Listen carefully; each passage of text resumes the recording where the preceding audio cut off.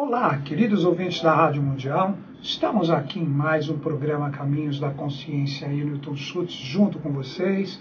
25 minutos aqui nas ondas da Rádio Mundial, 95.7 FM e 660 AM, funcionando simultaneamente para chegar para vocês que nos prestigiam aqui o som, a nossa conversa, o nosso bate-papo, que hoje nós vamos conversar sobre o quê? Nós vamos conversar sobre a Mãe Divina, ou a Mãe Universal, a Mãe de tudo e de todas as coisas, a Mãe Celeste, que acaba tendo a sua projeção em todas as mães terrenas. Então vamos conversar um pouquinho sobre essa sintonia que existe entre o trabalho dessas realidades celestes, que se projetam aqui na face da Terra, criando tudo e todas as coisas, para que a gente compreenda um pouco esse lado oculto do que representaria essa Mãe Divina, essa Mãe Universal, essa Mãe Cósmica, essa Mãe Celeste. Então vamos juntos, 25 minutos, possivelmente a gente até estende esse assunto de tão rico, de tão belo que é,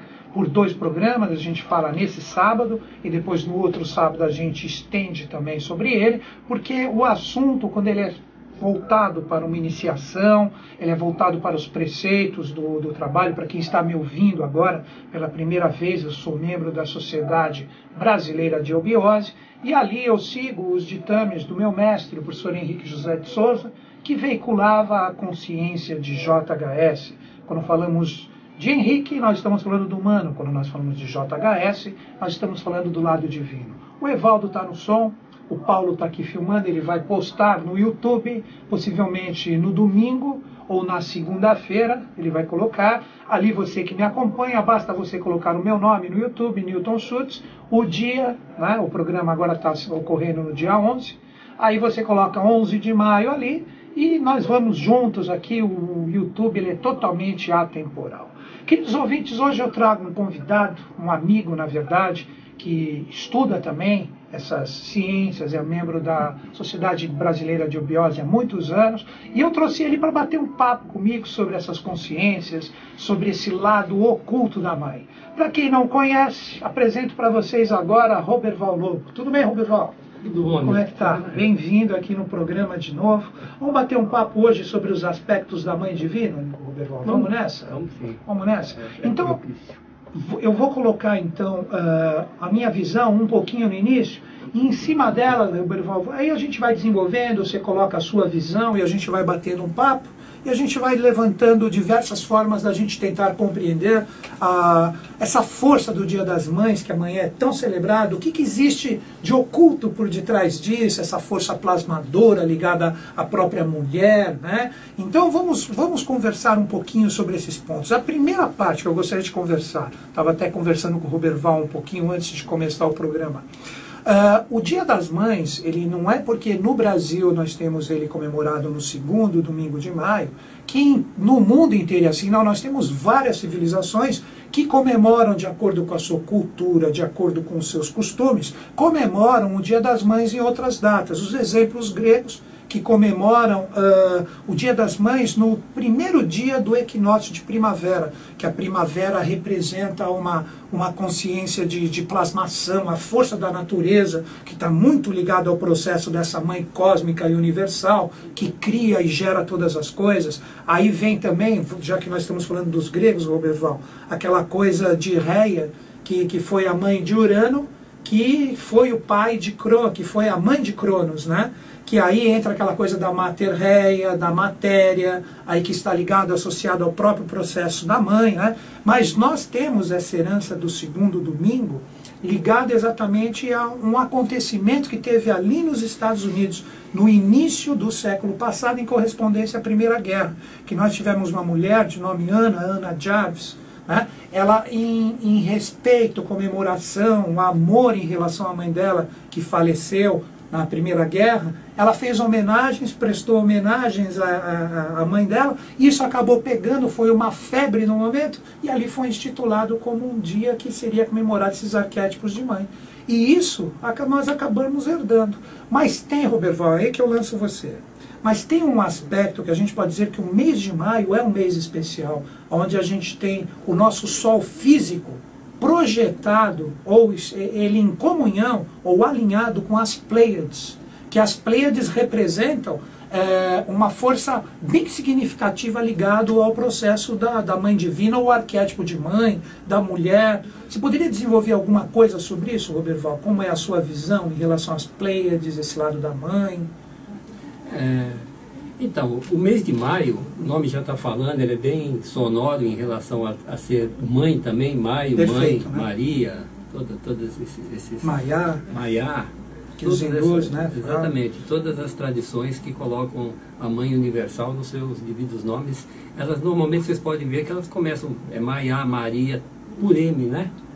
Que é a 13ª letra do alfabeto hebraico, Men, que também é o símbolo da própria mãe. Porque o próprio, a letra M, ou Men, ele é uma ondulação, como se fosse a própria água. Sim. Que também está relacionado com esse arquétipo da mãe. Maria. Maria, tanto faz as águas superiores como as águas inferiores. No próprio Gênesis fala, foram separadas as águas. Então aí você vê dois aspectos de maternidade, um divino, superior, e outro terreno. E esse mês de maio, como você falou, também está ligado a Touro, que é relacionado a Vênus, que é o aspecto também mais elevado, né? Mãe, ele seria o Vênus, a gente poderia dizer que ele é uma oitava da Lua, né? Exatamente. A Vênus, algumas tradições chamam de Vênus Urânia, a Vênus como sendo a oitava daquela que gerou os seus 7 aspectos, nos quais se encaixa exatamente as Pleiades. As Pleiades seriam os 7 aspectos dessa oitava, que é a Mãe Universal. Cada uma delas modulando um tipo de energia, e em termos cósmicos, cada uma delas relacionada a 1/7 desse nosso universo. Que bonito isso, né? Que dá toda a plasmação, todo o trabalho de geração e evolução que é comandado pela constelação das Pleiades. Que bacana isso, né, Roberval? Então, quando a gente vê, só para situar um pouquinho o ouvinte, né? Nós temos o nosso Sol físico, que é o doador da vida, que na verdade, né, quando tem até escritos no nosso mestre, ele fala, né, que ele e os seus discípulos diretos, um exemplo, o Antônio Castanho Ferreira, que quando alguém fale, né, que vê o Sol, os adeptos falam, ri dessa pessoa, porque você está vendo só o esteio físico de verdadeiros sóis que existem por detrás dessa realidade. E aí nós temos o mistério das Pleiades, né? Que as Pleiades, como você mesmo colocou, são 7 aspectos, incluindo Alcione, ali, né? Incluindo Alcione, que aí muita gente fala de Alcione como centro, tal, etc. Eles representam 1/7 de uma oitava, que essa oitava seria a Mãe Universal. Aquela força plasmadora real desses 7 outros aspectos que ali estão. Aí surge o que nós falamos, né? A pomba do Espírito Santo, ou como também é falado da ave de Ramsa ou Ramsar, que separa o leite da água, que aí entra nos mistérios de taças, e aí vai embora. Então, quando a gente fala do mês de maio, a gente pode dizer que acaso não existe. Nós temos essa força aí projetada ali de cima. Não é por um acaso que aqui no Brasil, a pátria do Avatar, a da Era de Aquário, a gente não tem essa data no seu sentido ocasional. Tudo tem sempre um porquê da gente ter adotado isso, né? Roberval, vamos desenvolver um pouco agora, sendo que você colocou a Mãe Divina como uma oitava expressão das Pleiades, que representam 1/7 de cada uma dessa força. Agora vamos falar um pouco dessa energia se projetando como uma força criadora, como uma força plasmadora, porque toda mulher, toda mãe, principalmente quando você se torna mãe, toda mulher, tenha ela, né, um filho ou não, ela tem o arquétipo de mãe dentro dela, o poder de criar e gerar, né? Aí tem uma palavra muito bonita que o nosso mestre utilizou, que ele colocou ela como a maior das magias, ou uma força, uma consciência diáfana, que representa uma energia de transparência, uma energia oculta que faz toda essa plasmação. Então a sutileza que existe ali, e essa realidade também que a gente fala dos véus ligados à Divina Mãe, o que você poderia falar um pouquinho sobre isso, Roberval? Então, o professor Henrique José de Souza, nosso mestre, ele define Maia, ou Mãe, Maria, como a energia plasmadora universal. Sim, perfeito. Ou seja, é aquela energia que faz com que tudo se concretize nesse plano material. Não só na Terra, mas no universo como um todo, né?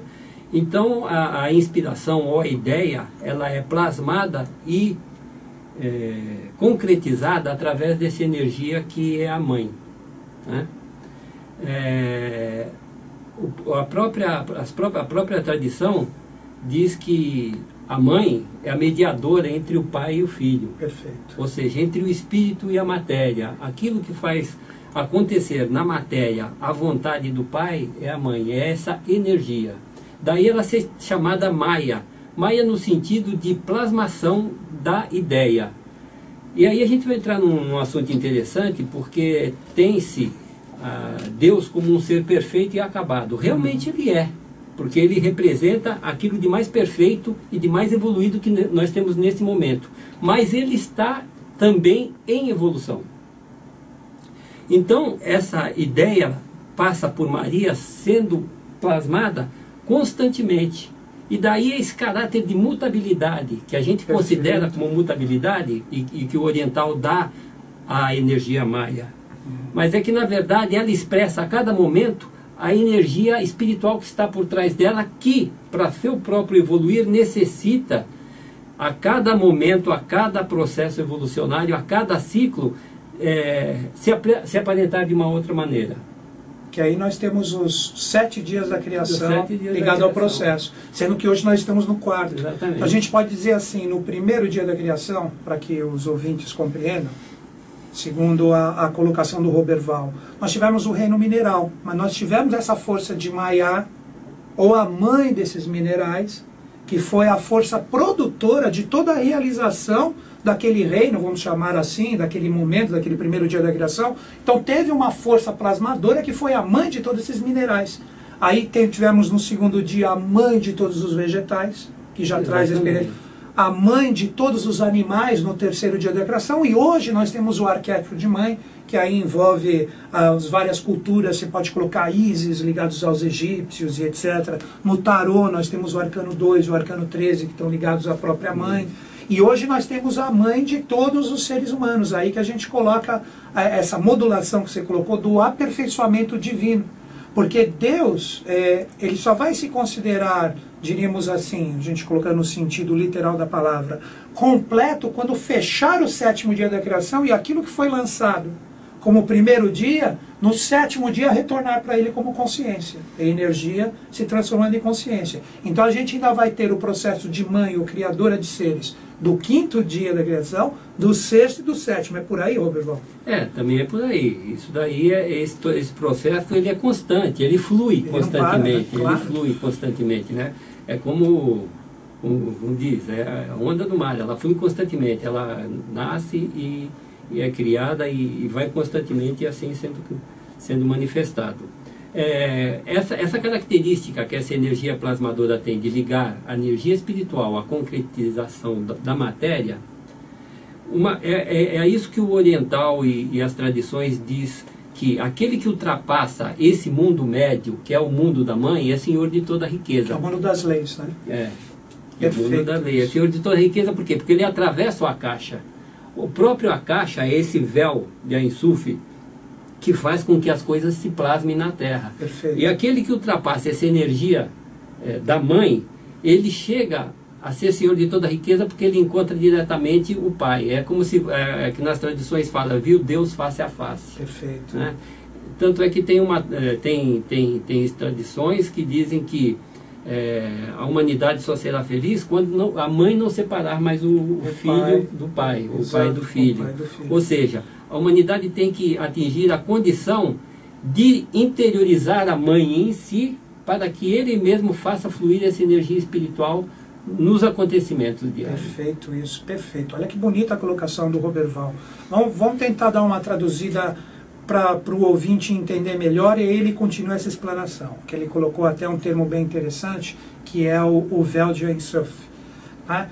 a mãe, ela representa o plano intermediário entre o pai, que seria a causa, vamos dizer assim, estamos colocando pai e mãe só para que o ouvinte entenda no sentido humano e concreto, e o filho seria toda essa produção do que nós temos aqui, homens, mulheres, e todos os reinos que aqui estão. Existe uma força plasmadora, que seria essa força intermediária que tem um véu, que ela precisa se revestir para criar tudo que existe aqui. Então o ser, como você colocou o nome de Akasha, a pessoa que atravessa o Akasha é exatamente essa pessoa que atravessa esse véu e ele entra diretamente na energia causal, que não dá nem para a gente chama de pai só para que exista uma diferenciação, mas seria uma energia onde não existe a forma no nosso sentido convencional, né, Roberval? É uma energia, uma consciência, aí que vem o termo Ein Sof, que é uma realidade cabalística. Que o Ein Sof, Or, como a gente diz, é o processo que antecipa antes na Cabala a formação da árvore da vida.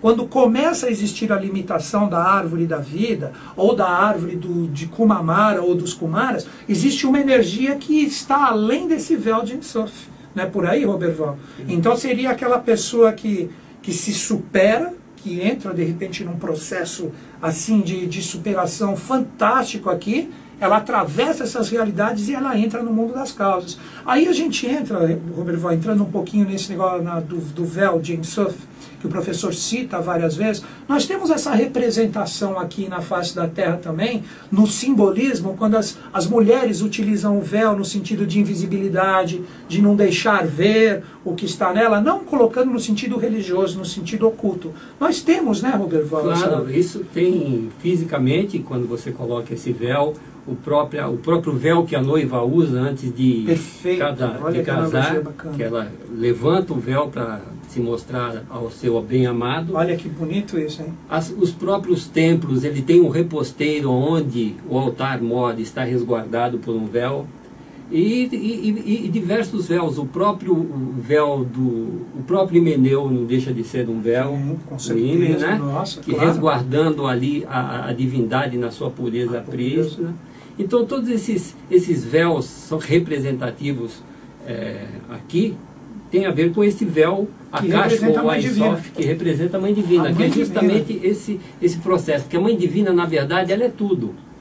Porque a energia, vamos dizer assim, primordial que está por trás dela, ela é, como diria o mestre diz, o homem é 9 e a mulher é 10. Nos orifícios, né? Nos orifícios. E por que isso? Porque a mulher, ela agrega aquilo que o 9 representa, a parte espiritual, na matéria. Isso é a expressão do Espírito Santo, né? Interessante isso, o 10, né? O 10 em si, né, Roberto? O 10 em si. Porque o 9 é o último número. Por isso que, no caso, ele é considerado o número da perfeição. Quando você chega no 10, você já retornou para aquela força do 1, que é 1 mais o 0, mas já criando e gerando. Bacana isso. Então, essa representação da mãe tem esse aspecto de mostrar que ela é o número 10, vamos dizer assim. Esses 10 orifícios dela estão todos representados. Agora, um ponto bem interessante, Roberval, que a gente pode conversar também, né, é esse lado da pureza que envolve o lado virginal da mãe, né, que a gente sempre coloca assim, né, para quem está escutando a gente agora, no programa de hoje nós estamos tentando colocar o lado oculto, o lado teosófico, o eubiótico, do que representa a consciência da mãe universal, que amanhã nós vamos saudar. Então todas as mães que estão nos ouvindo, né, procure perceber que todo esse lado divino que nós estamos falando, ela representa, num sentido pétreo, essa consciência aqui, né? Toda mulher representa o sentido manifestado geral desta força que está em nós, né? Então, o que você poderia falar desse lado virginal, sendo que você falou do lado himeneu, porque tem aquela coisa da mãe virgem, da mãe pura, que ela tem o nascimento, Roberval, mas ao mesmo tempo ela continua virgem. Ela não perde esse lado casto, esse lado virginal. Você poderia falar um pouquinho desse lado oculto, do que representa essa virgindade, mesmo após o nascimento? Que é o que é colocado sempre nas iniciações, né, Roberval? Como é que você vê isso? Então, pela característica da mãe ser aquela que veicula essa energia primordial para a criação, mesmo após, e como essa energia flui constantemente, ela é ininterrupta, ela sempre tem esse aspecto virginal. Porque ela dá nascimento no mundo físico a uma determinada realidade, e ao mesmo tempo que isso acontece, essa realidade vai se transmutando pela própria característica da evolução. Perfeito. E vai passando por ela uma nova realidade. Então, esse fluir é sempre um estado virgem que está sendo colocado. É o aspecto da natureza sempre criando, né? Sempre então, criando. Esse novo, pelo fato de ter uma realidade nova, de que seria assim, quer ver, eu acho que eu compreendi a sua colocação, deixa eu tentar colocar de uma forma bem simples. Como a mãe cria ininterruptamente, então nasce uma criança nova, essa criança é virgem. Então essa criança, ela traz essa pureza, como seria a representação fidedigna dessa mãe criando o tempo inteiro, e como ela cria ininterruptamente, ela mesmo traz essa força virginal que está na constituição desses novos seres que estão no plano manifestado. Então existe essa pureza sempre perfeita e manifestada nela, né? Existe. Isso é lindo, maravilhoso. Vamos dizer, usando a tradição cabalística, junto com a oriental, porque a oriental fala que quando existiu a criação do mundo, parte de duas matrizes, uma matriz espiritual e uma material. Sim. Prakriti e Purusha, né? Espírito e matéria. Espírito e matéria. E isso daí é representado na tradição cabalística pelo Aleph. O Aleph é aquilo que dá o impulso e o início à parte espiritual. A primeira letra hebraica. Tem todas as coisas. Que o hierogrifo do Aleph está diretamente ligado com o touro, que é um círculo com aquele chifre, né? Sim. Que voltado para o lado direito, vamos dizer assim, sai... O desenho da letra. O desenho, né? da letra. Então dá pode o até ar. colocar no vídeo a letra Aleph aí para configurar o que o Roberval está falando. O Aleph, na verdade, ele é uma coluna vertebral do Val com dois pontos, né? Um em cima e um embaixo. Exatamente. Isso daí, esses dois pontos são os iódes. É a criação através da coluna vertebral que está expressa no iome. Tanto na parte da cabeça como na parte, vamos dizer, sexual. Mas, então, hieroglificamente, isso era representado nos gregos como símbolo do todo, que, invertido, caindo para a esquerda, deu origem ao nosso ar. Perfeito, olha que bacana. E quando esse chifre é voltado para os mundos internos, ele dá o A maiúsculo, né? E porque o chifre, os cabelos, ele tem a característica de trazer as energias. Bom, mas... que aí associa touro novamente. O mês que nós temos aqui a comemoração. Que a gente começou a falar da constelação de touro. Mas o Aleph, ele é a parte espiritual. O Bet, que é a segunda letra, que é a casa. E a casa só se torna um lar, um santuário, ou mesmo a boca, quando o Aleph vai ser inoculado nele, quando o Aleph penetra nele. Perfeito. Né? Então é criado, vamos dizer, o Bet seria a filha, e o Aleph, o pai. Quando a energia masculina do pai adentra a filha, é aí que ela se torna a mãe. Perfeito. Então, nas tradições, eles dizem que a característica da mulher, além de ser mãe, ela é filha, ela é mãe e ela é esposa. Olha que lindo isso. Roberval, a gente vai continuar esse assunto da mãe no próximo programa, porque ele é muito rico, aí a gente vai colocar mais alguns preceitos da iniciação. Agora a gente pega o último minuto do programa, eu vou fazer a divulgação da eubiose, eu vou dar umas dicas para vocês que estão nos ouvindo, que nos prestigiam. Hoje, exatamente hoje, daqui meia hora às 14 horas, aqui em São Paulo, capital, na Avenida Doutor Arnaldo, 1639, você pode entrar na iniciação da eubiose. Fica do lado do metrô Sumaré. Então você desce no metrô Sumaré e você procura a Avenida Doutor Arnaldo, número 1639. Se você quiser mais informações, você liga para esse número 2667-0760. Repetindo, 2667-0760, você de São Paulo, capital. Como esse programa vai ser postado no YouTube, e ele é atemporal, eu vou divulgar aqui um departamento de Três Lagoas, Mato Grosso do Sul, né? Três Lagoas, MS, Mato Grosso do Sul. Então ali, o que acontece? Toda segunda-feira às 19 horas, você que é do Mato Grosso do Sul, próximo a Três Lagoas, dá para você correr até lá, aulas abertas para você ali. Então você pode entrar na iniciação da eubiose, ali no Mato Grosso, Três Lagoas, de segunda-feira às 19 horas. Qual o telefone de lá? É um celular. prefixo 67, né, da cidade, 9280-0878. Repetindo, 9280-0878, prefixo 67. Então está divulgado os departamentos, você pode mandar um e-mail para mim, onde você estiver me ouvindo no mundo, eu posso encaminhar você para você fazer o estudo de eubiose por correspondência. Queridos ouvintes, Roberval, sábado que vem, você está convidado para continuar o programa aqui com a gente. Obrigado, Paulo, obrigado, Evaldo. Evaldo, sucesso hoje, hein? Bota para quebrar. Então, um grande beijo para todo mundo, até o próximo sábado.